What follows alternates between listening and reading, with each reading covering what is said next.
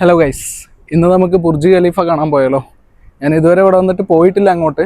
എന്തായാലും ഫസ്റ്റ് ടൈമാണ്. വേറെ ആരുമില്ല, ഞാൻ ഒറ്റയ്ക്കേ ഉള്ളൂ. കമാ ലെറ്റ്സ് ഗോ. ഞാൻ താമസിക്കുന്നത് കിസൈസിലായതുകൊണ്ട് തന്നെ Dubai airport free zone metro station എന്നാണ് നമ്മൾ മെട്രോ കയറേണ്ടത്.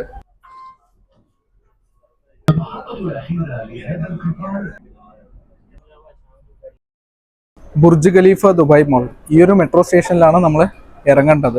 മോഹൻലാലും ശ്രീനിവാസനായിട്ടുള്ള മറ്റേ സിനിമയിലെ ഡയലോഗ് പോലെ നമുക്ക് ചോദിച്ചു പോവാം.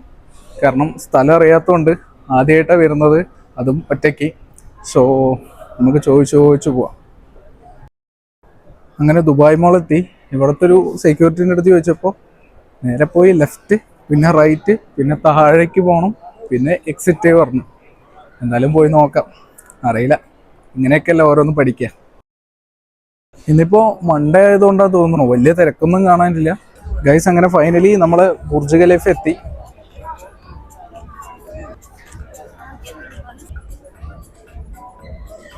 ആക്ച്വലി ഇവിടെ എത്തുമ്പോഴാണ് നമ്മൾ ദുബായ് എത്തിയ ആ ഒരു ഫീല് വന്നത്.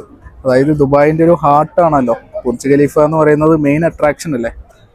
അപ്പോൾ നമ്മൾ ലോകത്തിലെ തന്നെ ഏറ്റവും ഉയരം കൂടിയ ബിൽഡിങ്ങിൻ്റെ മുന്നിലാണുള്ളത്, ബുർജ് ഖലീഫ.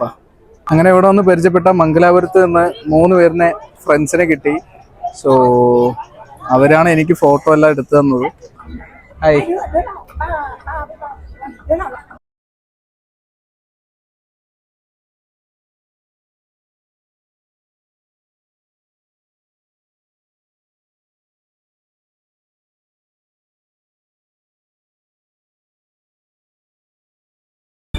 അങ്ങനെ നമ്മൾ ലൈറ്റ് ഷോ കണ്ടു, വാട്ടർ ഷോ കണ്ടു, ബുർജ് ഖലീഫ എല്ലാം കണ്ടു.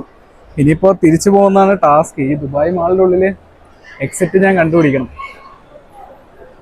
നേരത്തെ വന്ന പോലെ തന്നെ ചോദിച്ചു പോവാം. വഴി ആകെ കൂടെ കൺഫ്യൂഷനായി.